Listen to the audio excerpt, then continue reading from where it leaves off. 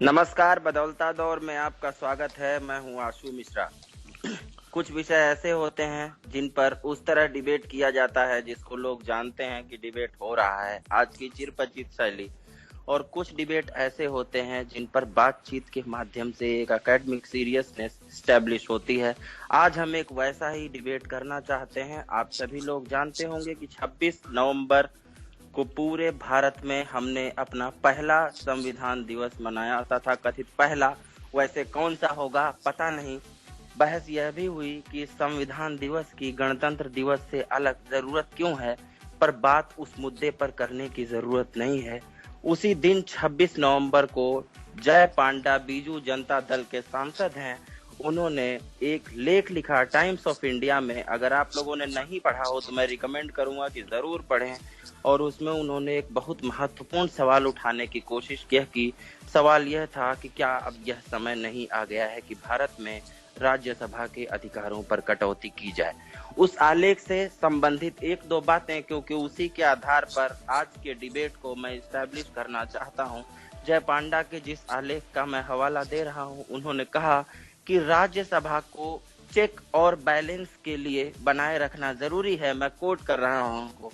लेकिन इस चेक और बैलेंस के चक्कर में हमें यह देखना चाहिए कि कहीं राज्यसभा ऐसी स्थिति में तो नहीं पहुंच गई कि वह अपने वीटो के अधिकारों को मेंटेन करने लगे। सवाल उठता है, क्या वाकई में आज राज्यसभा ऐसी स्थिति में है कि वह वीटो कर रही है। मैं याद दिलाना चाहूंगा बहुत महत्वपूर्ण संशोधन जिस दौर में भारत की सरकारों ने देखे हैं, जैसे 1991 का उदारीकरण। उस दौर में भी गठबंधन की सरकारें चल रही थीं और लोकसभा और राज्यसभा में लगातार बहसें हुई। उन बहसों का निचोड़ क्या निकला आप लोगों के सामने है, मनमोहन सिंह का वह ऐतिहासिक बजट।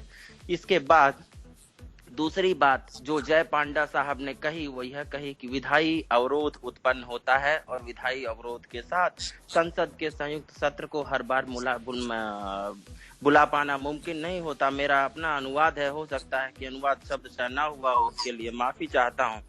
पांडा साहब ने लिखा कि यह चूंकि संयुक्त सत्र नहीं बुलाया जाता, इसलिए कानून लगातार अटक जाते हैं। पांडा साहब हवाला देते हैं कि पिछले कई सालों के अंदर इटली के ऊपरी सदन ने न केवल अपने अधिकारों में कटौती की है, बल्कि उन अधिकारों की कटौती के साथ साथ उसने अपने ऊपरी संसद के सदन के सदस्यों की संख्या में भी कमी कर दी है। क्या ऐसी स्थिति को भारत में दोहराया जाना चाहिए, ये मेरा सवाल है, पांडा साहब का नहीं है। पांडा साहब की बात के साथ मिलती जुलती एक ऐतिहासिक शुरुआत अरुण जेटली साहब ने की, जिन्होंने कल एक प्रेस कॉन्फ्रेंस में उन्होंने कहा कि राज्यसभा एक नॉन इलेक्टेड लोगों का समूह है। यह बात जेटली जी ने पहली बार कही हो, ऐसी बात नहीं है। लगातार वो ये कहते रहे हैं। और कल जब उनसे यह पूछा गया कि नॉन इलेक्टेड लोगों का सदस्य समूह होने के बावजूद राज्यसभा में क्या आप कॉपरेशन के जरिए ऐसा काम नहीं कर सकते। जब सरकार लोकसभा में आने के लिए चुनाव लड़ते समय गठबंधन बना लेती है, तो राज्यसभा में इसी तरीके का कॉपरेशन मुमकिन क्यों नहीं है। जब उनको क्रिकेट के खेल का उदाहरण दिया गया तो जेटली जी ने कहा कि यह राजनीति है, कोई क्रिकेट का खेल नहीं है। इसको खेल और राजनीति की भावना से परे करके दूसरी तरफ जब हम ले जाकर देखेंगे तो बात सामने आती है कि अगर राजनीति वास्तव में क्रिकेट का खेल नहीं है, अगर यह लोकतंत्र वास्तव में हमारे उन तथाकथित एक एक प्रतिनिधि के व्यक्तिगत मतों का संगठन है, तब क्यों विप जैसी व्यवस्थाएं हैं, तब क्यों उन पर प्रतिबंध नहीं लगाया जा सकता।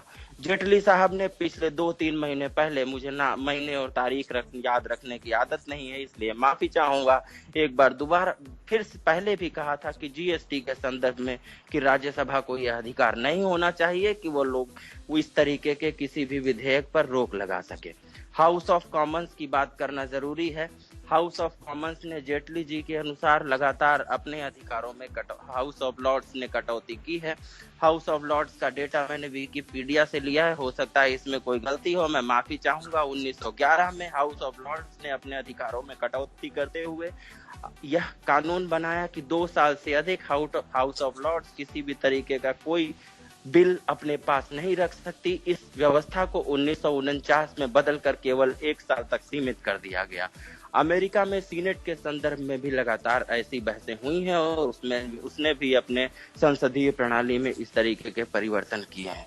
क्या वास्तव में भारत में ऐसी स्थिति पैदा होती है? यहीं पर एक और सवाल पैदा होता है कि वास्तव में अगर राज्यसभा ऐसे ही नॉन इलेक्टेड लोगों का संगठन है और उसे इतने अधिकार नहीं होने चाहिए, तब राज्यसभा के कोटे से कोई प्रधानमंत्री या कोई मंत्री क्यों बने? और मंत्री अगर बनता है तो वो भी इतने महत्वपूर्ण विभागों पर कि उस पर सवाल लगातार उठते रहे। वो भी केवल ऐसा ही मंत्री नहीं बनता जो कि केवल राज्यसभा का सांसद हो, बल्कि ऐसे लोग भी मंत्री बने हैं जो पहले लोकसभा का चुनाव हारे, उसके बाद उन्हें राज्यसभा से लाया गया और तब उन्हें एक बड़ा विभाग दिया गया जो कि भारत के बहुत निर्णायक विभागों में आता है। ऐसे मंत्रियों की संख्या दर्जनों में होगी, चाहे बीजेपी के हों, चाहे कांग्रेस के हों या फिर दूसरे। तो हम बात करेंगे इन सब मुद्दों पर। क्या वास्तव में आज हम इस दौर में पहुंच गए हैं कि हमको भारत के संसदीय प्रणाली के बारे में दोबारा सोचने की जरूरत है?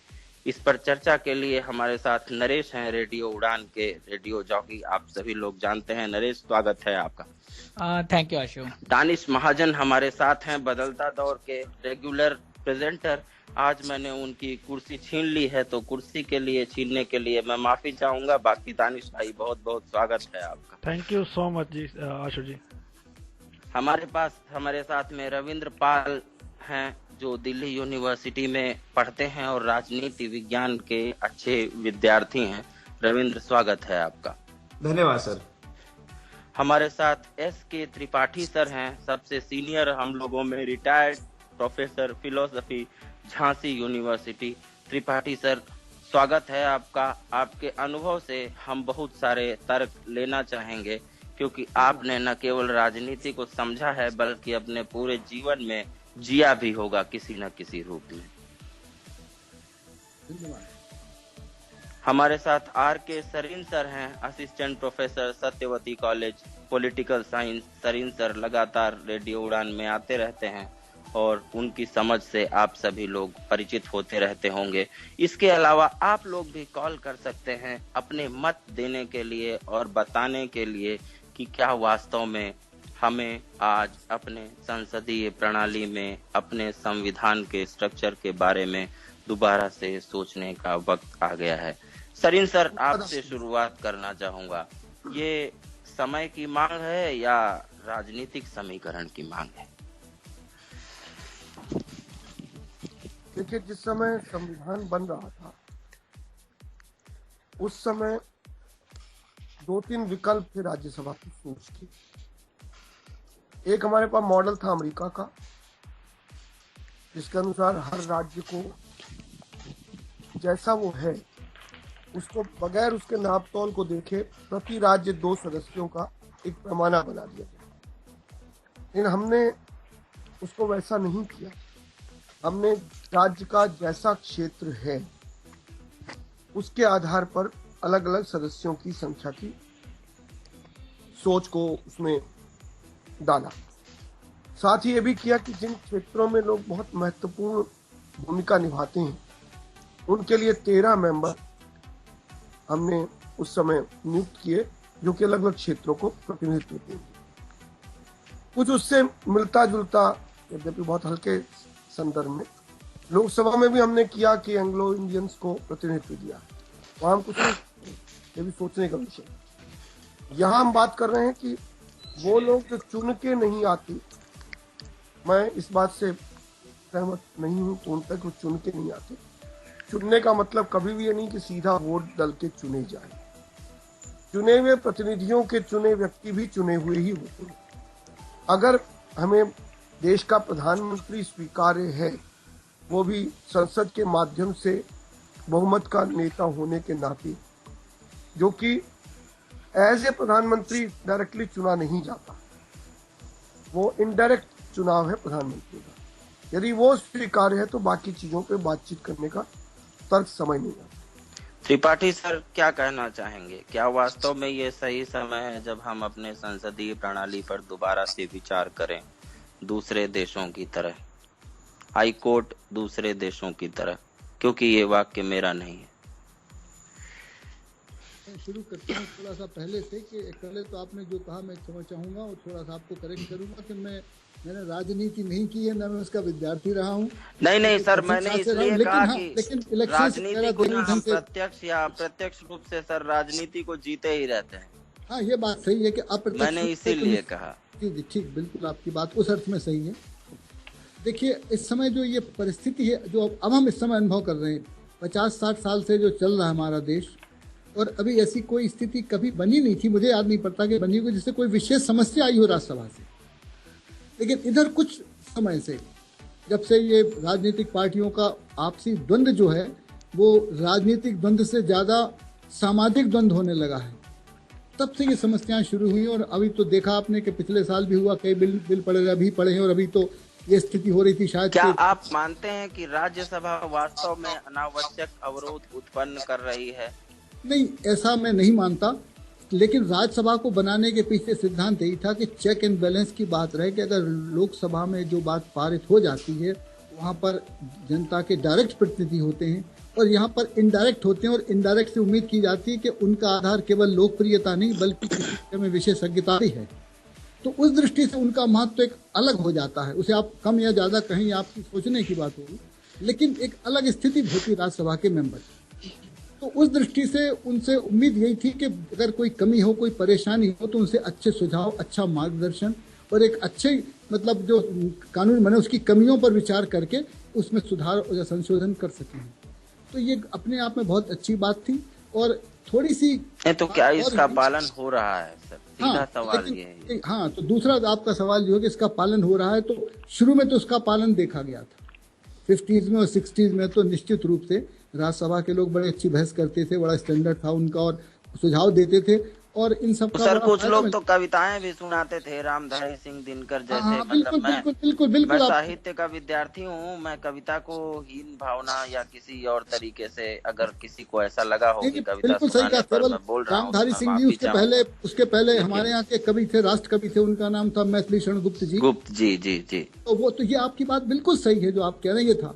लेकिन इधर कुछ दिनों से जब से ये राज्यसभा के मेंबर्स पॉलिटिकल आधार पे आने लगे, पहले वो आते थे पॉलिटिकली, पहले भी आते थे किसी पॉलिटिकल पार्टी के एमएलए वगैरह से चुन के, लेकिन आजकल वो प्योर बिजनेस माइंड से आने लगे हैं कि भाई ये हमारे मेंबर इतने, आपके इतने, 3 आपके पहुंच जाए, 2 हमारे पहुंच जाए, और बिजनेस होने लगा उसमें। और कौन कितने पैसे देता, हमने तो सुना है कि जो ये थे 1-2 सदस्य जिनकी वो हवाई जहाज कंपनियां भी थी, एयरलाइंस वगैरह, वो पैसे दे के क्या मान लिया। यानी अब राज्यसभा के अधिकारों में कटौती करने का सचमुच समय आ गया है। ये हाँ, अब ये बात सोचनी पड़ेगी कि राज्यसभा में या तो कटौती की जाए सब उसके अधिकारों की, या थोड़ा सा सुधार किया जाए। सुधार यूं किया जाए कि एक जो इस समय स्थिति है, जैसे अमेरिका में सेनेट में है, वहां पर उन्होंने क्या किया कि स्टेट छोटा हो या बड़ा, हर एक के मेंबरों की संख्या बराबर कर दी, 2-2 लोग हर जगह से ले लेते थे। हमारे यहाँ छोटा और बड़ा प्रदेश की जगह 2-2 न हो के आवश्यकता अनुसार उसी के अनुपात में उन्होंने बड़ा घटा दिए हैं। तो मुझे लगता है कि इस प्रकार से फिर से हम शायद उस सेनेट के अगर मॉडल को अपना लें तो शायद ये समस्या एक हद तक कम भी हो सकती है और हमें राज्यसभा के अधिकारों के विषय में फिर नहीं सोचना पड़ेगा। जी रविंद्र, आपकी इस मामले में राय जानना चाहता हूँ। निश्चित तौर पर राज्यसभा में जो प्रतिनिधित्व होता है, जो उसके सदस्य होते हैं, वो राज्यों का प्रतिनिधित्व करते हैं। और राज्यसभा का एक कॉन्सेप्ट बहुत अच्छा है, परंतु समय के साथ राज्यसभा में परिवर्तन होना चाहिए, क्योंकि हम ये देख रहे हैं गत वर्षों में जो है मतलब संसद का कोई भी सत्र होता है वो जो है मतलब कामयाबी हासिल नहीं कर पाता है, और हजारों करोड़, 900 करोड़, पिछले संसद सत्र में जो है 960 करोड़ रुपए का नुकसान। उसमें तो लोकसभा का भी शेयर है ना रविंद्र भाई? नहीं, लोकसभा का शेयर तो है, लेकिन लोकसभा में तो काम हो जाता है, लेकिन राज्यसभा में आप कैसे कहना चाहेंगे? जितना मुझे कहना चाहिए कि जितना उठा पटक लोकसभा में होती है उतनी राज्यसभा में, बल्कि लोकसभा में शायद थोड़ी ज्यादा होती है। नहीं, आपकी बात सही है, मैं आपकी बात से सहमत हूँ, लेकिन जब बात आती है किसी चीज को पास करवाने की, तो राज्यसभा में रोड़े अटकाए जाते हैं। तो समय के साथ इसमें परिवर्तन होना चाहिए, क्योंकि समय के साथ उसको लानी पड़ जाती है, इसलिए मतलब आपकी राय क्या वास्तव में राज्यसभा रोड़े अटकाने का काम कर रही है और इसे ये अनुमति नहीं होनी चाहिए जिसे जय पांडा वीटो कहते हैं? नहीं, एक्चुअली इसमें समय के हिसाब से परिवर्तन होने चाहिए। सबसे पहले मैं ये क्लियर कर दूं कि सरीन सर ने बहुत बिगिनिंग में कहा और त्रिपाठी सर ने कि जो राज्यसभा में लोग आते हैं वो राज्य को लीड करते हैं। तो ऐसा लोकसभा में भी लोगों द्वारा चुने गए कोई प्रतिनिधि नहीं आते मेरे अकॉर्डिंग, क्योंकि हमें एक लिस्ट दे दी जाती है कि इस पार्टी का ये लीडर है, उस पार्टी का वो लीडर है, तो हमको उनमें से पिक करना पड़ता। वो हमारी चॉइस का तो होता नहीं है। पहली बात, वो तो हमें पहले ही कंस्ट्रेन कर दिया जाता है कि भाई ऐसे ऐसे सरीन सर ने तो ये कहा कि राज्यसभा भी चुने हुए लोगों द्वारा। बिल्कुल बिल्कुल वही बात पे वही सेम मैं एग्री करता हूँ उनसे, चाहे वो लोकसभा हो चाहे राज्यसभा हो, वो दोनों सेम ही है एक तरह से। और जहां तक बात है, देखिए राज्यसभा में आजकल क्या हो रहा है कि आजकल कुछ मेच्योर पॉलिटिक्स नहीं हो रही है। यहाँ पे क्रिटिसाइज हो रहा है just because we have to criticize. अब क्या एक पार्टी जो पहले होती है वो land, for example land acquisition bill का वो लेते हैं एग्जांपल, तो पिछली बार जब वो कांग्रेस ने लाया बीजेपी ने बहुत विरोध किया। तो अब वही चीजें जब सेम है, बीजेपी तो सहमत हो गई ना एक टाइम अभी वो लेकिन अब कांग्रेस हो गई क्योंकि वो ओपोजिशन में चले गए। तो मेच्योर पॉलिटिक्स नहीं हो रही है। बात सिर्फ राज्यसभा की नहीं है, पार्लियामेंट की कई ऐसी चीजें हैं पारदर्शिता लाने के ऊपर। तो कांग्रेस ये कह रही है कि जो पुराना लैंड एक्विजिशन बिल है जो हमने पास कराया था वो बीजेपी की राय के हिसाब से पास हुआ था, इसलिए वो ठीक है। नहीं, वो तो चलो उनको जो कहना वो तो पॉलिटिक्स लोग, वो तो कुछ भी कहेंगे, वो तो हम भी एनालाइज कर सकते हैं, आप भी एनालाइज कर सकते हैं। तो उन्होंने उस टाइम पे क्या कहा था, उस टाइम पे क्या हुआ, आज बीजेपी ने क्या कहा जाओ तब उन्होंने क्या कहा था, उसको तो एनालाइज किया जा सकता है। लेकिन मुझे लगता है कि हाँ बिल्कुल अब करना चाहिए कुछ ना कुछ। हालांकि एक प्रोविजन है कि जब जब राज्यसभा में बिल नहीं पास होता तो ऑनरेबल प्रेसिडेंट की अध्यक्षता में एक जॉइंट मीटिंग बुला के भी, तो क्योंकि उसको किया जा सकता है। शुरुआत में उस पर मैंने शुरुआत में बोला था, और जो आर्टिकल है जिस आर्टिकल, लेकिन कुछ रूल्स होने चाहिए। अब रिफॉर्म्स की जरूरत है, सिंपली आई वुड से हाँ रिफॉर्म्स की जरूरत तो है। रिफॉर्म्स की जरूरत है। नरेश आप क्या मानते हैं? सभी लिसनर्स को आज के शो में पार्टिसिपेट करने के लिए वेलकम है। आप रेडियो उड़ान पे आके कॉल कर सकते हैं हमें। और इसके अलावा जहां तक मुद्दे की बात है तो मुझे ऐसा नहीं लगता, अभी आशु जी ने और आप लोग सब लोगों ने इस बात से एग्री किया कि 50 नहीं, मैंने किसी से एग्री नहीं किया सर। मतलब जो स्टेटमेंट आपने दिया, सॉरी नहीं जो भी स्टेटमेंट यहाँ दिए गए। अच्छा, आप दोनों साइड हैं आज। तो बहरहाल मेरा कहना ये है कि देखिए रिफॉर्म्स, जहां तक बात होती है रिफॉर्म्स हमेशा रिक्वायर्ड होते हैं सब जगह, लेकिन संविधान में कोई मेजर चेंज किए जाएं या आप ऐसा कहें कि हालत ऐसी हो गई है कि उनमें चेंज किए जाएं, मुझे ऐसी कोई जरूरत लगती नहीं है। क्योंकि जब संशोधन ही है, उसको मेजर और माइनर में कैसे जब आप ये कहते हैं कि 50s और 60s में अच्छा काम होता और आज अच्छा काम नहीं हो रहा है, तो ऑब्वियस सी बात है इसमें कॉन्स्टिट्यूशन का उस लेना देना नहीं है।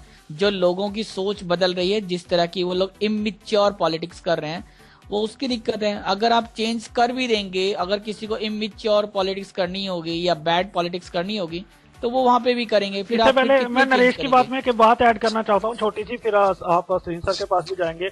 ये नरेश ने बहुत सही बात की है। देखिए जब ब्रिटिश गवर्नमेंट इंडिया में थी, 200 साल उन्होंने ऑलमोस्ट राज किया, तो उन्होंने सिर्फ 400 लॉ पास किए, तो और हमने 50 सालों में 4000 से ज्यादा किए, लेकिन हमें पता ही नहीं है कौन सा लॉ हमारे लिए किया गया।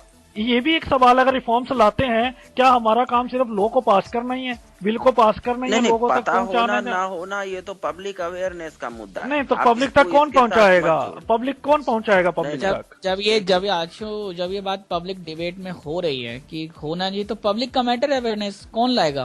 अब देखिए वो अब एजुकेशन में आशु आप ये चीजें दे नहीं रहे, एजुकेशन में आप लॉ के बारे में बताते नहीं हो विस्तृत रूप पे, और हर कोई बंदा तो लॉ नहीं कर सकता। तो आपको एजुकेशन सिस्टम ऐसा बनाना पड़ेगा जहां आपको कुछ ना कुछ ऐसे माध्यम से कुछ ना अवेयरनेस तो लानी पड़ेगी। नहीं उस मामले में तो सारे लोग एग्री होंगे, लेकिन अगर हम उस पर बहस करने लगेंगे तो शायद हम लोग विषय से थोड़ा दूर चले जाएं। मेरा सवाल थोड़ा दूसरा है। मैं त्रिपाठी सर आपसे जानना चाहता हूँ। आप कह रहे हैं कि 1950 में, 60 में, 70 में बहुत अच्छा काम होता था और जी। अब काम खराब हो गया है। क्या इसके पीछे इसको वजह न माना जाए कि तब कांग्रेस की सरकार का राज्यसभा और लोकसभा दोनों जगह बहुमत होता था और वो कोई भी कानून पास करते थे तो राज्यसभा में अटकता नहीं था और पास हो जाता था। तो क्या मतलब ऐसी स्थिति अगर आप बने रहने देना चाहते हैं, जैसे कि 1971 में जब लोकसभा से 1974-75 में जो इमरजेंसी लगी तो उस पर जब 71 में सरकार बनी, उसके बाद जब जो इमरजेंसी वाला बिल लोकसभा में पास हुआ, उसके बाद अगर मान लीजिए कि राज्यसभा में कांग्रेस की सरकार का बहुमत ना होता तो वहां पे उसको रोका जा सकता था ना? बिल्कुल रोका जा सकता, वो बात तो अपनी जगह सही है, लेकिन मैं ये कह रहा हूँ, ये नहीं कह रहा हूँ कि आजकल स्टैंडर्ड गिर गया। फर्क जो पड़ गया वो ये है कि पहले कोई भी सदस्य हो वो अपने क्षेत्र का प्रतिनिधि होता था, बाद में पार्टी का होता था, लेकिन आजकल सारे सदस्य अपने पार्टी के पहले होते हैं, क्षेत्र या बाकी नहीं सर, ये कैसे कहा जा सकता है? इसलिए कह रहा हूँ मैं कि जो आप देखिए जितने भी सदस्य हैं आजकल वो पार्टी के विप ऑर्डर के हिसाब से चलती हैं। जो उनको पहले उन्हें तो पता ही नहीं होता कि क्या बहस करनी है, मुद्दा क्या चल रहा है। उन्हें तो कहा आप हाथ उठा दो, हाथ उठ गई। सर 1957 के चुनाव में जो जनसंघ हुआ करता था उसने जवाहरलाल नेहरू के खिलाफ चुनाव प्रचार के लिए अखबार में जो फोटो छपवाए उसमें जवाहरलाल नेहरू बूचड़ खाने की तरफ गायों को हाँकते हुए दिखाई दे रहे थे। क्या ये ऐसे प्रचार चाहे बीजेपी करे या कांग्रेस करे, क्या इन प्रचारों को देने वालों के लिए ये कहना ठीक होगा कि वो वास्तव में पहले लोगों का प्रतिनिधित्व कर रहे थे, फिर जनता का, फिर सरकार का? देखिए ऐसे उदाहरण और भी मिल जाएंगे, लेकिन ये कुछ उदाहरण हुआ करते थे, कुछ एक आध दो, लेकिन आजकल ये उदाहरण एक आध दो न होकर बड़ी संख्या में हो गए हैं। तो इसलिए स्थिति बदल गई। इसको आप उससे कंपेयर न करें। उस समय जब ये कांग्रेस का बिल पास होने की बात थी, उसमें 62 में जब अटैक हुआ था चाइना का, तो कांग्रेस ने जो रखा था तो उस समय सब लोगों ने हट के देश रक्षा की, सब ने कहा था कि हम एक पार्टी हैं, और उन्होंने उस देश रक्षा के पॉइंट को ज्यादा महत्व दिया था, टोटल महत्व दिया था, बाकी चीजों को पीछे नहीं। लेकिन पास तो हुआ ना। लेकिन आज तो नहीं पास हुआ ना, वो तो अलग बात है। लेकिन आज अगर देखिए किसी भी जगह कोई राष्ट्रहित का मुद्दा भी हो तो वाणियां अलग अलग बोलने लगती। नेपाल के केस में देख लीजिए और केसों में देख लीजिए। तो वो मैं जो बात कह रहा हूँ कि वो जो एक फीलिंग थी, वो फीलिंग आज कम हो रही है मेंबर्स की, और एक पार्टी की नहीं, वो सभी के साथ बात है। सर क्या यह फीलिंग कम हो जाने का मतलब है राज्यसभा के अधिकारों में कटौती की जाए? मैं इस बात से बिल्कुल एग्री नहीं करता हूँ।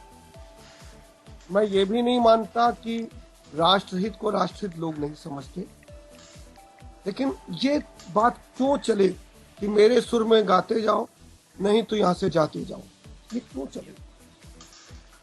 अगर सुर में सुर नहीं मिल रहा है, हमें क्यों हड़बड़ाहट है कि सुर में सुर अगर और 2019 तक नहीं मिला, हम चले जाएंगे तो क्या होगा? ये बहुत खतरनाक हड़बड़ाहट है, इससे हमें बचना चाहिए। नहीं सर, हम मान के चलते हैं, हम अज्यूम कर लेते हैं कि कांग्रेस की सरकार है लोकसभा में और मान लीजिए राज्यसभा, उसको कांग्रेस और बीजेपी से अलग हटा के देखें, उसको संघ और तथा कथित जो समाजवादी धाराएं हैं उनसे सबसे अलग करके देखें। क्या अगर एक पार्टी राज्यसभा में लोकसभा के लोगों द्वारा पास किए गए बिल को अनावश्यक रूप से तथा कथित अनावश्यक कारणों से रोकने की कोशिश कर रही है तो उसे ये करने की अनुमति होनी चाहिए? देखिए, मेरा सीधा मानना है कि हम संसद में गुल्ली डंडा खेलने नहीं जा रहे हैं।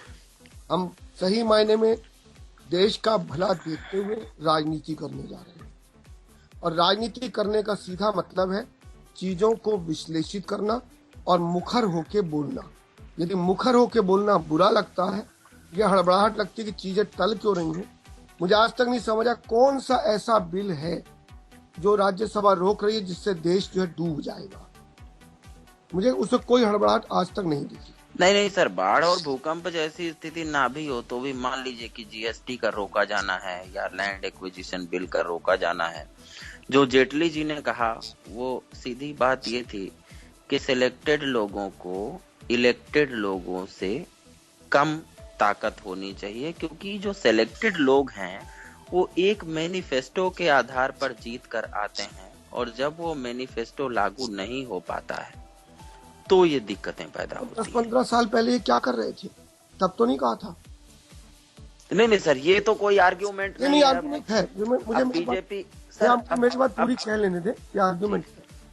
सवाल ये है कि जब मैं आफत में आया तो मैं ईमान खतरे में का नारा लगा दूं, जब मैं आफत दे रहा था तब मैं कहूँ हम लोकतंत्र जिंदा कर रहे थे। इन दोनों के बीच में कहीं ना कहीं बैलेंस बनाना होगा।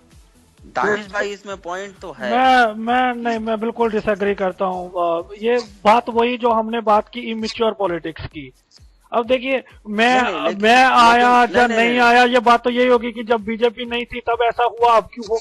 बात क्या हम देश हित में सोच रहे हैं या पॉलिटिकल पार्टियों के हित में, पहला क्वेश्चन। अब ये देखिए आशु जी, जो लोग सवाल उठा रहे हैं, नहीं ठीक है, सवाल सबको वेलकम है सवाल उठाने का, लेकिन नहीं जो लोग राज्यसभा के अधिकारों में कटौती के लिए सवाल उठा रहे हैं वो बहुत समय तक राज्यसभा में नेता रहे, राज्यसभा में उन्होंने बहसें की, तथा कथित तो two wrong cannot make one right, two wrong cannot make one right. अब वो भी गलत थे, मैं ये नहीं कह रहा वो सही थे।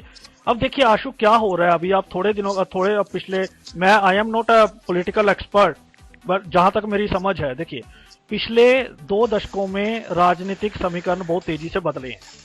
पहले अभी आज आप देख लीजिए, किसी से विंटर सेशन शुरू होना था, आप 5वीं क्लास के बच्चे को पूछ लेते तो वो जवाब दे रहा था यार कोई बिल नहीं आएगा आपका आरपीडी, ये तो अभी बीके सिंह के रिमार्क्स चलेंगे और वहां सारा सेशन वॉश आउट हो जाएगा। बीके या बीफ चलेगा या बीके सेशन चलेगा। दे रहे हैं कि संसद चल रहा है, कल ही दिया। तो बात ये नहीं है, वो इमेच्योर पॉलिटिक्स है, कुछ ना कुछ तो मापदंड लाने पड़ेंगे। अब लैंड आप बोलोगे कि भाई कोई किसी बिल से कहाँ क्या डूब रहा है, तो ऐसे तो कोई बिल ना है। अब 2 बिल 2 का चक्कर नहीं है, लैंड एक्विजिशन बिल हो या फिर जीएसटी बिल हो, उसके साथ एक तमाम बिल की जो सूची वहां पड़ी है वो भी सारे डिलेड हो रहे हैं। वी कैनॉट इग्नोर, हमारा आरपीडी बिल डिलेड हो रहा है, वहां एक मेंटली रिटायर्ड बच्चों का बिल हो रहा है, एक विसल ब्लोअर बिल पड़ा हुआ है, whistle blower bill one of the most important bill. अब राज्यसभा में नहीं, वो तो सर वो तो बात चल रही है ना आशु। अब बात ये है कि ठीक है, और वो सरीन सर ने एक बात बिल्कुल सही कही कि हमें ऐसे नहीं है कि we go and pass the bill, लेकिन the question is where is the constructive debate, let the debate take place. अभी देखिए पीछे क्या हुआ, करेगा भाई नहीं तो कहा हो ही नहीं रही, तो वो तो करेगा, जब होगी तो कोई करेगा ना। अब देखिए पिछली बार क्या हुआ, जब ललित गेट था, अब 1 minute Naresh, 1 second Naresh, 10 second बस। अब देखिए जैसे ललित गेट हुआ, ठीक है, तो कांग्रेस ने कहा कि भाई हम सुषमा स्वराज को घेलेंगे, वो वहां संसद में आके स्पीच अपना वो बात करें, और सुषमा जी ने कह दिया ठीक है जी मैं आती हूँ, मैं पूरी बात करने को तैयार हूँ, बावजूद उसके नहीं चलने दिया। तो कहाँ हुई डिबेट, कहाँ किस विषय पे डिबेट हुई आप बताइए? क्या जीएसटी पे प्रॉपरली डिबेट हुई? क्या लैंड एक्विजिशन पे प्रॉपरली डिबेट हुई? नहीं ये बताइए दानिश, लोकसभा में डिबेट हो रही है कि इस तरह? तो लोकसभा नहीं दानिश, अगर सिर्फ ये बात है, अगर सिर्फ ये बात है कि राज्यसभा में प्रॉपर डिबेट नहीं हो पा रही है इसलिए इसमें संशोधन जरूरी है, तो मैं आपको बताऊं कि पिछले 1 साल में, 1.5 साल में, या बहुत सारे 5 पिछले, मान लीजिए एक यूपीए 2 को भी शामिल कर लें, तो बहुत सारे विधेयक ऐसे हैं जिन पर चर्चा ऑन एन एवरेज 5 से 10 मिनट के बीच हुई है लोकसभा में। हाँ तो मैं कह रहा हूँ two wrong cannot make one right, two wrong cannot one make right. तो वो तो मैं कह रहा हूँ, मतलब है तो वही तो जब राज्यसभा में कोई रूल रेगुलेशन आएंगे या कुछ होगा वो तो सबके लिए होगा ना, that will not be only for this government, for the coming government. अब ऐसा हो क्यों रहा है? जैसे आपने या राज्यसभा, नहीं मैं इस पर कोई टिप्पणी नहीं कर सकता, लेकिन देखिए पहले जब आपने वो बिल्कुल दुरुस्त बात की कि कांग्रेस के राज्यसभा में ज्यादा लोग होते थे, अभी जैसे जैसे पहले उसके बाद कोलिजन गवर्नमेंट आई और एक लंबे अरसे बाद 3 दशकों बाद लगभग ये एक मेजोरिटी गवर्नमेंट आई है, तो समीकरण चेंज हो गया। अब तो बस ये है कि बस just the sake of criticism we are criticizing. अब बताइए बहुमत की सरकार को, क्या बहुमत की सरकार होने के आधार पर ही राज्यसभा में कोई भी बिल नहीं, बिल्कुल नहीं, there should be a proper debate. मैं वही तो बोल रहा हूँ देर वहां संसद में जब हम सेशन चल रहा, मुझे अनाप शनाप बातों पे मुझे नहीं लगता, जब ऑलरेडी बीफ का सब कुछ हो गया, जब वीके सिंह का हो गया, तो वो बार बार अब जो मुद्दों पे बहस करो ना, आप जीएसटी बिल पे करो, आप उसके ऊपर क्या आप खींची जाओगे उसको। सर वही तो प्रॉब्लम है ना कि जो लोग, जब मुझे डिबेट करना ही नहीं आता या मैं मुद्दे पे बात ही नहीं करना चाहता हूँ तो क्या करें। राज्यसभा में जो लोग कह रहे हैं कि विधेयक लटकाया जाता है, उसी राज्यसभा में वो लोग 2 दिन तक इस बात पर बहस करते हैं कि ये द्वारका का ये वाला मंदिर नहीं वो वाला मंदिर है। आशु, अब let me make myself very clear today. Well, let me make myself very clear today. I am not speaking for the BJP or any government. I am today keeping my viewpoint. नहीं, मैं तो देखिए, वो भी गलत है की बात नहीं कर रहा हूँ। नहीं, वो भी गलत है। जेटली की जगह ये मान लो कि राहुल गांधी ने। नहीं, आप अरुण जेटली बोलिए, मुझे उससे कोई फर्क नहीं पड़ता। नहीं, आप अरुण जेटली बोलिए, मुझे उससे कोई फर्क नहीं पड़ता। अब जो कह रहे हैं कि अयोध्या का जो राम मंदिर वाली बात है, I think they are stupid. The matter is already sub judice, you can not go forward and ठीक है। छोड़िए राम मंदिर वाले मुद्दे को, क्या वाकई में जीएसटी बिल अनावश्यक रूप से या ऐसे ही बहुत सारे बिल डिबेट होनी जरूरी है, वो आए ना आए, लेकिन लोगों तक एक प्रॉपर डिबेट होनी चाहिए। प्रॉपर डिबेट आना या नहीं आना मैं नहीं बोलता, लेकिन प्रॉपर डिबेट लोगों के सामने अनाप शनाप इश्यूज को छोड़ के राज्यसभा में एक प्रॉपर वे में वहां डिबेट या डिस्कशन पहले होनी चाहिए। Let the listener decide, let the people decide कि उनका रविंद्र भाई, आप बड़े देर से सुन रहे हैं, क्या स्ट्रक्चर होगा। आशु सर 1 मिनट, मैं रविंद्र जी से एक वाक्य करके हट जाता हूं, क्योंकि एक संदर्भ कहा गया है। मेरा मानना ये है, हम चाहें या ना चाहें, जब 5 दिसंबर आएगा, राम मंदिर का चर्चा हुए बगैर रह नहीं सकता हूँ, हमें अनाप शनाप लगे या कैसे लगे। नहीं, वो तो कल भगवा दिवस भी मनाए जाने की बात हो रही है, शौर्य दिवस की जगह पे, वो छोड़िए, उस पर हमको नहीं बात करनी है। वो दिवसों की परंपरा से हम बाहर रूल्स तो चाहिए, कुछ रूल्स चाहिए। सभा तक सीमित रहे तो ज्यादा अच्छा होगा। जी वही, बिल्कुल यही है भाई, इससे आगे कुछ नहीं है। रविंद्र, क्या स्ट्रक्चर हो सकता है कि जिसमें राज्यसभा में हेल्दी डिबेट हो सके?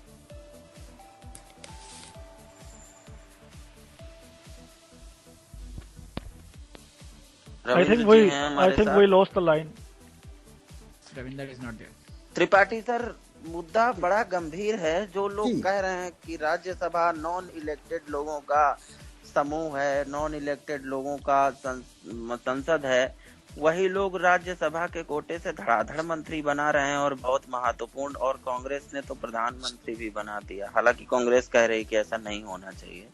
क्यों कह रही है पता नहीं, शायद वो अगर मान लीजिए ऐसी स्थिति में पहुंच जाती, कांग्रेस का सौभाग्य रहा है अब तक कि राज्यसभा में उसका बहुमत ज्यादातर समय पर रहा। तो क्या कहना चाहेंगे इस पे, क्यों ऐसा है? ऐसा इसलिए हो रहा है कि कांग्रेस अभी तक सत्ता में रही है ज्यादातर, और क्योंकि अधिकांश राज्यों में उनका था, तो राज्यसभा में भी उनका बहुमत एक तरह से हमेशा रहा है। तो इस कारण उनको उस सत्ता सुख की आदत पड़ी हुई है। अब नहीं सर, थोड़ा नहीं सर, मेरा सवाल नहीं ये सर पॉलिटिकल रिमार्क मत दीजिए, मेरा सवाल थोड़ा कठिन है। मेरा सवाल ये है, 1991 में जब हमारी लोकसभा भंग हो गई और ऐसी स्थिति उत्पन्न हो गई कि देश में बजट नहीं पेश हो पाया, तब इस देश में पहली बार ये बहस उठी। मैं सुभाष कश्यप के भारतीय संविधान के हवाले से कह रहा हूँ कि उन्होंने बताया कि क्या राज्यसभा को ये ताकतें दे दी जाएं कि वो कभी कभी आम बजट भी पेश कर सके।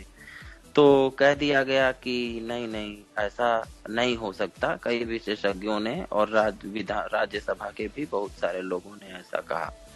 अब ऐसी स्थिति के बाद जब राज्यसभा का कोई नेता किसी महत्वपूर्ण पद पर, मान लीजिए वित्त मंत्री या एचआरडी मिनिस्टर या प्रधानमंत्री बनता है, तो क्या ये उसको अतिरिक्त शक्तियां देने के बराबर नहीं है? क्योंकि हमारे डेमोक्रेसी में यूनिट एक पर्सन है, ना कि कोई पार्टी। जिसे एक सदन में बहुमत मिल गया तो वो दूसरे सदन से अपने कोटे से चाहे कोई मिनिस्टर बना सके या प्रधानमंत्री बना सके। तो क्या ये अवहेलना नहीं है? अवहेलना तो है, थोड़ा कठिन सवाल हो गया। हाँ, कठिन सवाल हो गया, इसमें कोई शक नहीं है।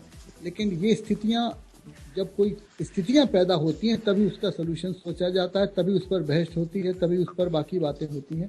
तो चूंकि ऐसी चीजें तो बहुत कम आई। दानिश भाई, इस कठिन सवाल का उत्तर आप देना चाहेंगे? रिपीट करेंगे आप एक बार सवाल? जी।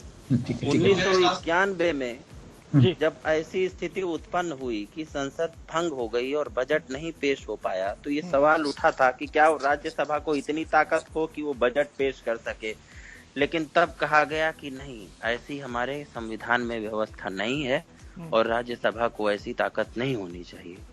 ऐसी स्थिति के बाद जब राज्यसभा के कोटे से कोई आदमी बहुत महत्वपूर्ण मंत्री, मान लीजिए वित्त मंत्री या HRD मिनिस्टर या प्रधानमंत्री बनता है, तो क्या ये उसको अतिरिक्त शक्तियां देना नहीं है? क्या ये एक सदन में चुनी हुई बहुमत की सरकार की तानाशाही नहीं है कि वो ऐसे आदमी को भी मिनिस्टर बनाती है या ऐसी औरतों को भी मिनिस्टर बनाती है जो पब्लिकली चुनाव में हार चुकी हैं?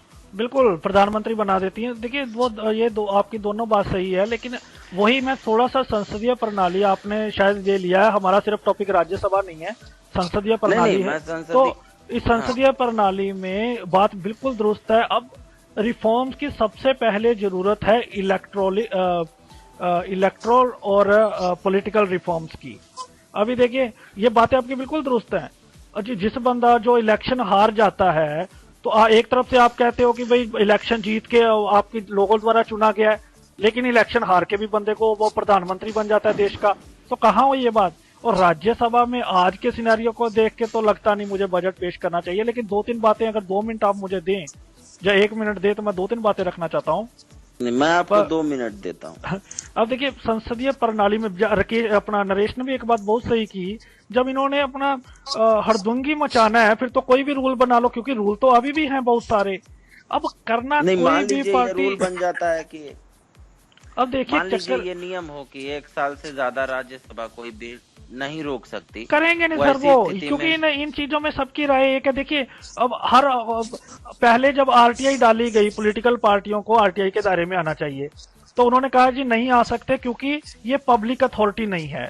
फिर एक बंदे ने केस लगा, नहीं सुनिए ना, फिर एक बंदे ने केस डाला कि भाई नहीं ये पब्लिक अथॉरिटी जो 6 नेशनल पार्टी हैं, उन्होंने बोला अच्छा ऐसी बात है, उन्होंने फिर पार्लियामेंट में एक्ट पास कर दिया, नहीं जी ये नहीं आएंगे। इसी तरह से फिर एक इनकम टैक्स में सेक्शन 113 आई थिंक, उसमें 100% एग्जाम्पशन है पॉलिटिकल पार्टी के फंडिंग पे, लेकिन उसमें प्रोविजंस हैं, लेकिन उन्होंने फिर से उसके लिए एक्ट बना दिया। हमें सबसे पहले जरूरत है पॉलिटिकल जो रिप्रेजेंटेटिव चुने जाते हैं वो कितनी ट्रांसपेरेंट हैं, कितनी ऑनेस्ट हैं। कोई भी पार्टी अनफॉर्चुनेटली नहीं है, सब में क्रिमिनल भरे हुए हैं। तो जब तक वो लोग सही तरीके से नहीं आएंगे तो ये सब चलता ही रहेगा। पॉलिटिकल रिफॉर्म की सबसे पहले हमें वहां जरूरत है। राज्यसभा में बात क्या दोनों क्रिमिनल्स के पास, आपको कोट कर रहा हूं मैं, एक वो जो सिलेक्टेड है, एक वो जो इलेक्टेड है, दोनों के पास AK-47 ही होनी चाहिए, या एक को सिंपल सी दुनाली बंदूक दे दी जाए और दूसरे के पास AK-47 हो? नहीं, दुनाली तो दोनों को नहीं देनी चाहिए। अब बाहर से AK-47 तो दोनों के पास नहीं होनी चाहिए। तो नहीं, अब राइट कुछ तो फर्क रहेगा ना, आपको राज्यसभा और लोकसभा के मेंबर फर्क तो रहेगा, उसमें कोई नहीं है। प्रॉब्लम आ जाके यही आ रही है कि कंस्ट्रक्टिव डिबेट हो, बिल चाहे पास। मैं कहूंगा कि उसको झेलना है 3 लाख आदमी। आप लोगों के सामने लाए ना, लोगों के सामने बातों को लाए, कौन सी बातें नहीं सही है? तो आप उनको दोनों को एक तराजू पे नहीं तोल सकते।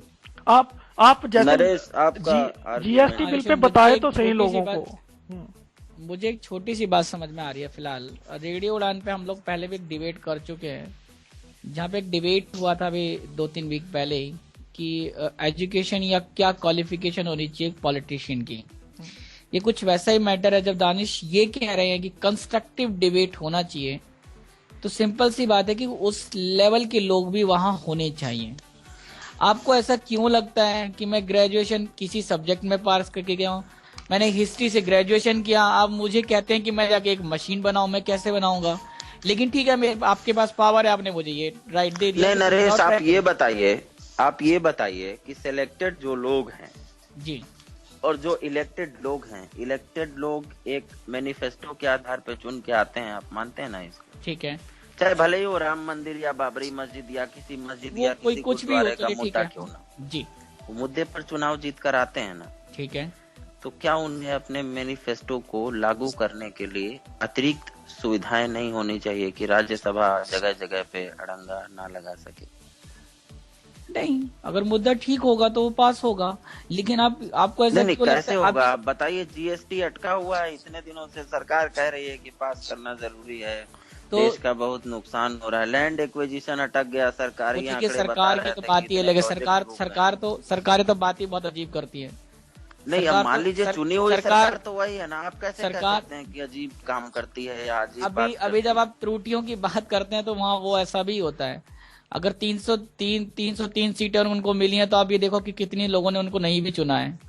नहीं, वो मुद्दा नहीं है ना, लेकिन वो नहीं, बहुमत में है ना। बहुत सारे लोग बहुमत सेशन के में टाइम है। पे एब्सेंट रहते हैं, उसका भी कोई रूल होना चाहिए।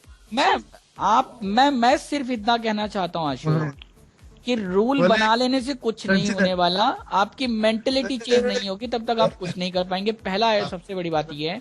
और सरीन सर रविंदर भी हमारे साथ है, आशु रविंदर भी आ गए हैं सरीन सर के बाद। हाँ जी, हाँ सरीन सर, यही सवाल मैं दोबारा आपसे पूछना चाहता हूँ कि इलेक्टेड लोग जो कि एक लेकर आते हैं मैनिफेस्टो जिससे जीतते हैं, क्या उसे लागू करने के लिए उन्हें थोड़ी अतिरिक्त सुविधा ना दी जाए? जितनी अभी है वो कम है। मेरा सिंपल सा मानना ये है, ये सुविधा केवल इसलिए मांगी जा रही है कि मेरे मन की हो नहीं रही। एग्जैक्टली। नहीं सर, ये बताइए ना, 2000 दीजिए यूपीए 2 में भी सर ऐसा पर लेकिन हुआ, क्या ये बहुत तर्क सारे है? क्या ये वाजिब तर्क है? बीजेपी और कांग्रेस की बात ही नहीं कर रहा, मैं बहुत सीधी सी बात कर रहा हूँ। वो चाहे कोई भी शासक दल हो, उसको हड़बड़ाहट क्यों है? लोकतंत्र में हड़बड़ाहट से कोई काम नहीं होता। मैं आपको एक एग्जांपल दे रहा हूँ। जिस समय हमें लोकसभा और राज्यसभा पढ़ाई गई थी बचपन में, एक उदाहरण दिया गया था कि ये स्थिति वैसी है जैसे प्याले से चाय को किसी प्लेट में ढार के पीना। उन्होंने यही कहा कि गर्म चाय लोकसभा की तरह होती है और प्याले को जब ढाल लेते हैं प्लेट में, वो अयंगर साहब ने उदाहरण दिया था ड्राफ्टिंग कमेटी के बैठक में। उदाहरण दिया गया था और उस उदाहरण को हमें आज भी समझ आना चाहिए। हड़बड़ाहट से कोई काम नहीं होने वाला। कल 6 साल बाद परिस्थितियां सब राज्यों में ऐसे ही आज की सरकार जीत जाए तो राज्यसभा उनके हिसाब की हो जाए। हड़बड़ाहट सवाल हिसाब की है। और आप जो कह रहे हैं कि कौन कौन सा मैनिफेस्टो लेके आया, मैनिफेस्टो लाना और मैनिफेस्टो को तर्क संगत सिद्ध करना, ये एक बड़ा लंबा मुद्दा है। इसको हमें इस दृष्टि से भी देखना चाहिए कि केवल एक इकाई व्यक्ति ही नहीं है। हमने दल को साथ में जोड़ दिया तो दल जो कि विप से चलेगा तो वहां केवल मेजोरिटी चलने वाली है। आप उतना इंतजार कीजिए, आपकी मेजोरिटी आएगी तो आप फिर अपने हिसाब से वैसे चलाते रहिए। क्या तब कहेंगे फिर अब बदल दो? और ये कब तक? रविंद्र जी, आपसे सीधा सा सवाल है जिस पर अभी हम लोग चर्चा कर रहे थे कि क्या कंस्ट्रक्टिव डिबेट में कमी होने के कारण ही राज्यसभा को कम अधिकार दिए जाएं? I think we again lost the line. Ashu ji, Ravindra ji हमारे साथ अभी नहीं है। त्रिपाठी सर, आपसे ठीक है, मैं आपका प्रश्न सुन लिया हमने। नहीं सर, आपसे दूसरा सवाल नहीं सर, आपसे थोड़ा कठिन सवाल पूछूंगा। ये बात ठीक है। हाँ जी सर, आपसे सीधा सा सवाल है। देखिए, हम गठबंधन बनाते हैं लोकसभा में चुनाव जीतने, चुनाव लड़ने और उसके बाद सरकार चलाने के लिए भी। अब आज एनडीए अपने पूर्ण बहुमत के साथ है, लेकिन इसके बावजूद वो एक गठबंधन की सरकार है। क्या इसका मतलब है कि हम कॉपरेशन के साथ काम कर सकते हैं? तब राज्यसभा में ऐसी स्थिति क्यों नहीं पैदा की जा सकती? क्यों उसके लिए कहा जा रहा है कि राजनीति क्रिकेट का खेल नहीं हो सकता जिसमें हम मिल के काम कर सकें और कॉपरेशन पैदा करें? की जा सकती है, लेकिन जब दोनों दल जो इस समय हैं एक दूसरे के ठीक विपरीत सोचने वाले हैं और उनकी सर अब देखिए दोनों कप्तान तो आपस में नहीं मिलेंगे, लेकिन आप दूसरे खिलाड़ियों को तो मिला फिर सकते भी हैं। टॉस करने के लिए तो दोनों हाथ मिला लेते हैं ना, लेकिन यहाँ तो टॉस करने को भी हाथ नहीं मिलाते। नहीं सर, मैच फिक्सिंग वाली बात मैं नहीं कर रहा हूँ। मैं तो ये कह रहा हूँ कि आप खुले तौर पे लोगों को क्यों नहीं आमंत्रित कर सकते कि इस विषय पर जितनी भी पार्टियां चर्चा करना चाहती हैं सदन के बाहर, जैसे कि बैठक बुलाई जाती है कि कार्यवाही अच्छी तरीके से चले, क्यों इसी बात को लेकर के ऐसी आम कोई लोगों को इकट्ठा करके बैठक नहीं बुलाई जा पाती कि हम बिल पर चर्चा करना चाहते हैं? और क्या आपके रिमार्क्स हैं? देखिए, ये आपने बिल्कुल बड़ा गहरा सवाल पूछा है और ये बात सही है कि की जा सकती। पहले भी देखा होगा आपने कि सदन की बैठकें शुरू होने से पहले एक होता था, स्पीकर सबको पार्टी वार्टी देता था, सब सदस्यों के डिनर पार्टी होती बिल के प्लानिंग करते थे और उसमें खुले दिल से लोग बात करते थे। लेकिन आजकल क्या हो गया कि आजकल पॉलिटिकल पार्टीज में गिव एंड टेक का बिजनेस चल रहा है। उनमें क्या होता है कि हम उन मुद्दों पर तो जो हमारे पास बहुमत हम कराए ले जाएंगे उसमें हम गिव एंड टेक क्यों करें, लेकिन जहां हमारी कमजोरी है वहां गिव एंड टेक की बात पहले होती है, हुई है और अब भी कर सकते हैं ये। लेकिन क्यों नहीं कर रहे? इसलिए कि कुछ या तो नेताओं के बीच में कुछ आपसी पर्सनली कुछ राइवलरी है या कुछ कोई वजह ऐसी है जरूर अंदर ही के अंदर जो हम लोगों को शायद नहीं पता है कि जिसके कारण ये हो नहीं पा रहा, वरना होना कोई बहुत बड़ी बात नहीं। दानिश भाई, अगर मान लिया जाए आपकी बात को राज्यसभा के अधिकारों में कटौती की जा सकती है, तो क्या हम 1975 जैसी स्थिति में दोबारा नहीं पहुंचेंगे जब बिना किसी बहस के लोकसभा से कोई विधेयक आता है आपातकाल लागू करने जैसा? या एक दूसरा उदाहरण बड़ा आसान है कि 12 बजे रात को कोई सरकार गिरा दी जाती है, आपको उदाहरण मालूम होगा इसलिए मैं डिटेल में नहीं जाऊंगा। सुबह अखबार में आप पढ़ते हैं कि राष्ट्रपति शासन फला फला राज्य में लागू हो गया है। क्या वैसी स्थितियां दोबारा नहीं बनेंगी?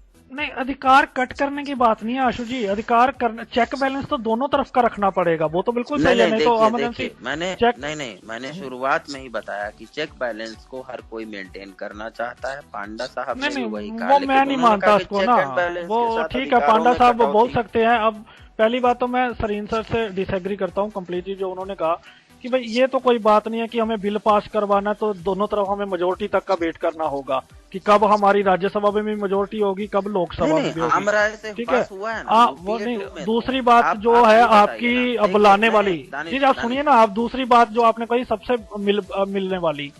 अब देखिए, अब थोड़े दिन की बात है कि राहुल गांधी साहब एक जगह कह रहे थे कि ये गवर्नमेंट कम्युनिकेटिव नहीं है। फिर थोड़े दिन बाद हमने सुना कि ये गौरव भाटिया साहब भी कह रहे थे एसपी गवर्नमेंट से, और उधर वर्मा साहब भी कह रहे थे जेडीयू से, तो पवन बंसल जी सॉरी, तो उन्होंने फिर कहा, फिर एक कॉल आई कि मोदी जी ने सोनिया गांधी जी और मनमोहन सिंह जी से चाय पर बात करनी है। अच्छा, उनसे बात हुई, फिर गौरव भाटिया जी कह रहे हमें क्यों नहीं बुलाया, वो पवन वर्मा जी कह रहे हमें क्यों नहीं बुलाया, वो उधर तमिलनाडु वाले कहते हमें नहीं बुलाया। अब वो वाली बात छोड़िए, खैर हमारे प्रधानमंत्री जी और ओबामा जी के बीच भी चाय पर चर्चा हुई थी, उसमें भी किसी को नहीं बुलाया गया। हाँ, तो वो किस बुलाएंगे? सब मेरा कहना सिर्फ ये है नहीं, आप कंस्ट्रक्टिव जवाब नहीं दे रहे हैं। आप लोगों के जी, मैं आपसे सीधी सी चीज पूछ रहा हूँ कि अगर वास्तव में पार्लियामेंट में रिफॉर्म्स करते हुए राज्यसभा के अधिकारों में थोड़ा कट कर दिया जाए तो क्या आपातकाल जैसी स्थिति नहीं उत्पन्न होगी? नहीं होगी, क्योंकि नहीं, रिफॉर्म्स उस तरीके से नहीं, रिफॉर्म्स उस तरीके से लाने चाहिए कि मुद्दों पर बात होनी चाहिए। फालतू के जो अनवांटेड या अनड्यू इश्यूज हैं उनको जो रोकते हैं। अब ये कैसे डिसाइड होगा? सरकार कहेगी जो हम कह रहे हैं वही मुद्दा है। जैसे नहीं, तो why we have to hear government, यही तो हमारी प्रॉब्लम है ना। Why we have to hear government all the time. देखिए, झूठ और सच को अपने अपने तरीके से परिभाषित किया जा सकता है ना। मैं जो बोल रहा हूँ वही झूठ है, बाकी दूसरे मैं जो बोल रहा हूँ वही सच है। तो there should be a committee ना, there should be a independent committee, what's wrong in it? अब ये तो जन लोकपाल किस चीज बात पे कमेटी रखी जाएगी, ये भी तो इश्यू है। ये तो फिर ऐसे तो अभी वो तो आज आम आदमी पार्टी ने अपनी सैलरी को भी जस्टिफाई कर दी। जब जस्टिफाई करना है फिर तो कुछ भी किया जा सकता है। वो तो मुझे तो इस बात से प्रॉब्लम है। नरेश एक मिनट, वो आपकी जानकारी के लिए मैं बताऊं कि अभी केंद्रीय सरकार भी बिल ला रही है जिसके अनुसार हाँ, तो वो भी जस्टिफाई कर देंगे। वो भी जस्टिफाई कर देंगे, उसमें क्या है। हाँ, बाकी सारे सैलरीज रिवाइज होने जा रहे वो हैं। तो सारे एक है, सैलरी के नाम पे तो सबसे पहले उनके चाय बनती है, डिनर चलता है और चाय चलती है, वो तो चलो ठीक है। हाँ, नहीं तो वो खैर हमें अब बहुत केजरीवाल रिफॉर्म ने की इसमें जरूरत कम से है। कम ट्रांसपेरेंट, मतलब मैं किसी को फेवर नहीं कर रहा हूँ, लेकिन अब से पहले आपके कमेटी मॉडल की बात कर रहा हूँ। अब से पहले ये होता था कि सांसदों की और विधायकों की तनख्वाह विधायक डिसाइड करते थे। केजरीवाल ने कहा नहीं, कमेटी बनेगी। हाँ, कमेटी में अपने कमेटी बंदे रख बन गई। दिए, वो तो 100 करोड़, देखो वो आप अपने हिसाब से परिभाषित कर सकते हैं, मैं अपने हिसाब से। अब आप कमेटी को जस्टिफाई नहीं, आपके सामने ही कमेटी मॉडल का फेल्योर आ गया, तो ऐसी कितनी, अब कैसे आप कमेटी बनाएंगे? मतलब जन लोकपाल एक there should be an independent, there should be an independent body not like Kejriwal who put his members inside the committee. There should be a chief justice उस कमेटी में रह सकते हैं। आशु कुछ तो ऐसा वहाँ रुक जाएगा, उसमें क्या है, फिर वहाँ रुक जाएगा। फिर केजरीवाल से बात होगी कि केजरीवाल रूल बनाए। वो रीजंस तो होंगे ना आशु, मैं ये नहीं कह रहा कि अब बीके सिंह के कमेंट को लेके सारी चलने ना दो, या ललित गेट पे ही आप लोगों का इतना नुकसान कर दो। सर समय थोड़ा कम है, तो आपसे थोड़ा कठिन सवाल पूछूं मैं कि इटली में, ब्रिटेन में या दुनिया के तमाम देशों ने अपनी संसदीय प्रणाली में परिवर्तन किए हैं और राज्यसभा के स्ट्रक्चर वाली जो संस्थाएं हैं उनके अधिकारों में लगातार कटौती की है। जैसे कि 1949 के बाद हाउस ऑफ लॉर्ड्स 1 साल से अधिक किसी भी बिल को नहीं रोक सकता। क्या ऐसी स्थिति लाने की जरूरत आज राज्यसभा में महसूस नहीं हो रही है? मुझे तो नहीं लगता, क्योंकि मेरा कहना ये है कि आप संघात्मक शासन में रहते हैं और संघात्मक शासन नहीं सर, वो तो केसी वेयर ने कहा कि इंडिया एक क्वाजी फेडरल डेमोक्रेसी, एक मिनट, मतलब हिंदी में कहूँ तो अर्धसंघ। सर मैं उस पे बहस करूंगा तो लंबी बात हो जाएगी, इसलिए जानबूझ के नहीं करना चाहता। लेकिन संघात्मक है तो राज्य को प्रतिनिधित्व तो देना पड़ेगा। अब मुझे इनमें से किसी बिल में ऐसी हड़बड़ाहट नहीं लग रही कि आज पास नहीं होगा तो दुनिया टूट जाएगी, पहली बात। दूसरी बात, मैं इसको भी नहीं मानता हूं कि जो जैसे एक बड़ा फेमस गाना है कि मैं कहूं तो सच, तू कहे तो झूठ, तुमको सब मुआफ जुल्म हो की लूट। मैं वैसी बात समझने में कोई यकीन नहीं करता। मैं ये भी सर, इसी तर्क के आधार पे 10-10 साल, 15-15 साल बिल पेंडिंग रह सकते हैं। तो उसमें आफत क्या आ रही है भाई? कौन सा ऐसा बिल है जिसके चलते देश मर रहा है? सर मान लीजिए जीएसटी रुक गया या एफडीआई कुछ दिनों तक रुका रहा था राज्यसभा में, या लैंड क्या सिर्फ वो रिफॉर्म की वजह से रुके? सर मुझे एक चीज समझा दिया आप कि जीएसटी रुक जाने से, और जीएसटी में कर घटा ही रहे हैं, बढ़ा नहीं रहे बहुत ज्यादा।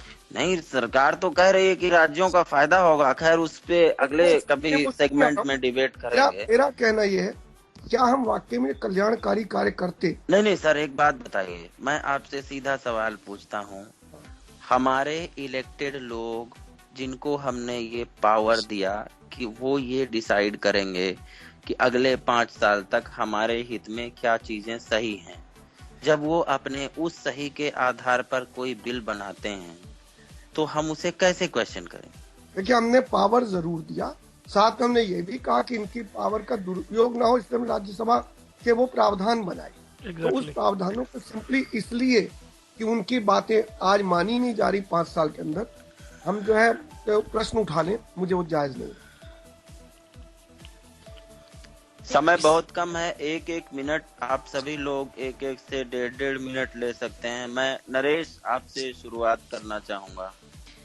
अशोक, इस मुद्दे पे बात करना कुछ ऐसा ही है कि रेडियो उड़ान पे कोई डिबेट हुआ और मैं उसमें आया, मैं ठीक से बोल नहीं पाया, और अगली बार से मैं चिल्लाना शुरू कर दूं कि भाई रेडियो उड़ान का फॉर्मेट ठीक नहीं है, उसको ठीक किया जाए।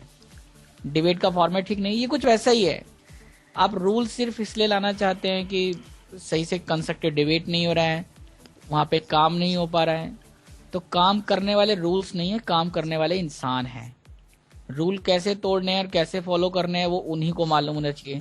पॉलिटिकल एजुकेशन जैसी कोई चीज होनी चाहिए, उसके लिए कोई क्राइटेरिया होना चाहिए, किन लोगों को लाना है।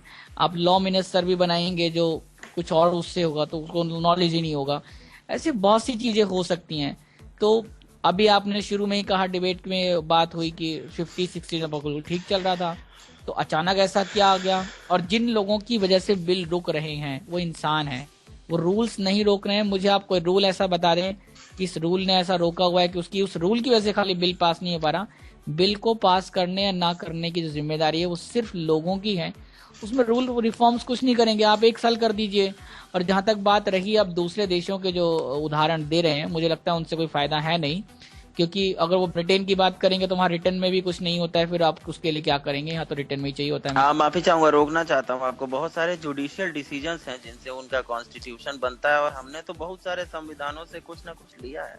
नहीं, हमने लिया है वो ठीक है, इसलिए तो हमारा लचीला है, इतना फ्लेक्सिबिलिटी इसलिए हमारे पास है, इसलिए आपको जरूरत नहीं है उन सब चीजों की।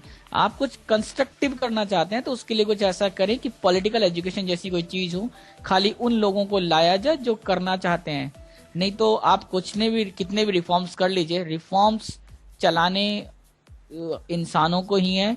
नियम और कानून जो बनाए जाते हैं वो इंसानों के लिए बनाए जाते हैं, कानूनों के लिए। बहुत बहुत धन्यवाद दानिश भाई। मुझे आशु जी बिल्कुल वो आपने जो पहले पॉइंट बताया 1 साल वाला कि बिल नहीं रोकना चाहिए, वो ऐसे अगर कुछ रूल्स आते हैं ये वेलकम रूल्स हैं। तो इससे दूसरी बात, नरेश एक तरफ तेजस्वी यादव को बिल्कुल सही मानते हैं कि उनकी अपॉइंट होना 9वीं फेल, दूसरी तरफ नहीं, आज आप पहली बार नाम ले रहे हैं तेजस्वी यादव को याद करने का। तो वो नहीं, मैं नरेश को बोल रहा हूँ कि वो पहले कह रहे हैं कि नहीं, उसको जस्टिफाई करते फिर कहते हैं कि एजुकेशन होनी चाहिए। ऐसे अगर रूल्स आते हैं तो वो वेलकम रूल है, यहाँ कुछ ना होना चाहिए। और मैं बिल्कुल नहीं ये मानता कि ये बिल क्या इसमें हड़बड़ाहट है, ऐसे सोचते रहेंगे फिर तो बैठे रहेंगे। इसमें जैसे विसल ब्लोअर जैसे बिल बहुत कामयाब बिल हैं, तो वो भी अगर ये नहीं होंगे तो वो भी रुके रहेंगे। तो ये तो कोई बात मुझे समझ आती नहीं है कि हड़बड़ाहट नहीं होनी चाहिए, कंस्ट्रक्टिव डिबेट जरूर होनी चाहिए। कुछ प्रावधान जैसे आपने एक उनमें से मेंशन किया कि 1 साल से ज्यादा नहीं रोका जाना चाहिए, इस तरह के अगर रूल्स आते हैं तो ये बहुत वेलकमिंग होंगे। जी त्रिपाठी सर। पहली बात तो ये अभी सलीम साहब ने जो कहा कि इसको पढ़े रहें, क्या जल्दी 10 साल 15 साल, मैं सिर्फ इतनी कहूंगा कि आह को चाहिए को उम्र असर होने तक, कौन जीता है तेरी जुल्फ के सर होने तक। क्या बात है सर, ये क्या बात है। दूसरी बात, राज्यसभा में जो आप कह रहे थोड़े बहुत सुधारों की जरूरत है, क्योंकि स्थितियां बदल रही हैं और अभी आगे और भी स्थितियां विचित्र ढंग की आएंगी।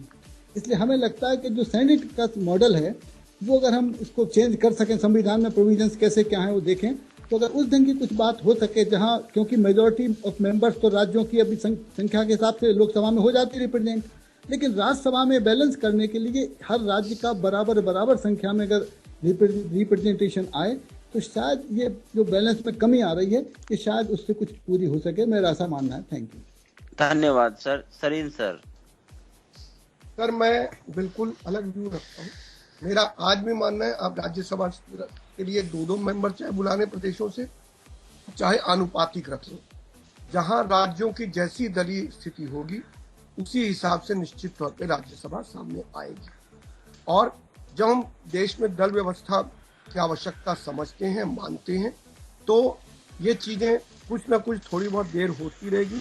और जब तक कि ये सीधा खत्म ना हो जाए कि लोकसभा में उन्हीं का बहुमत हो जाए जिनका राज्यसभा में है, जैसे हो जाएगा उसके बाद ये इशू ही नहीं होगा, जैसे इसका कोई महत्व ही नहीं है।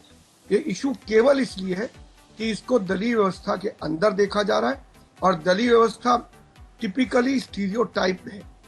वहां कोई इथिक्स पढ़ने नहीं जा रहा, वहां पॉलिटिक्स खेलने जा रहा है, और इथिक्स और पॉलिटिक्स एक नहीं होती, इसे हमें समझ लेना चाहिए। बहुत बहुत धन्यवाद। सुनते रहिए, समझते रहिए। रेडियो उड़ान पर कभी कभी गंभीर चर्चाओं की भी जरूरत होती है। ऐसी चर्चाएं जहां आप किसी पॉलिटिकल माहौल से ऊपर उठ सकें, खेलों या तमाम चीजों से ऊपर उठकर कुछ एकेडमिक, कुछ संवैधानिक या कुछ राष्ट्रीय महत्वपूर्ण घटनाओं पर बहस कर सकें। अंत में अयंगर साहब को याद करना चाहूंगा, जिन्होंने ड्राफ्टिंग कमेटी के अपने भाषण में कहा था कि राज्यसभा बड़े बूढ़ों की उस भूमिका का काम करेगी जो हमें कदम कदम पर टोकने का काम करते हैं। क्या वास्तव में राज्यसभा ऐसा काम कर रही है? अगले बार से लगातार राज्यसभा चैनल और लोकसभा चैनल देखिए, उनके डिबेट्स को सुनिए और जांचने की कोशिश कीजिए, और थोड़ा गंभीरता से सोचिएगा कि क्या वास्तव में हमारी संसदीय प्रणाली आज अपनी सुविधा के अनुसार लोग चलाने का काम नहीं कर रहे हैं। बहुत बहुत धन्यवाद रेडियो उड़ान पर यह कार्यक्रम सुनने के लिए।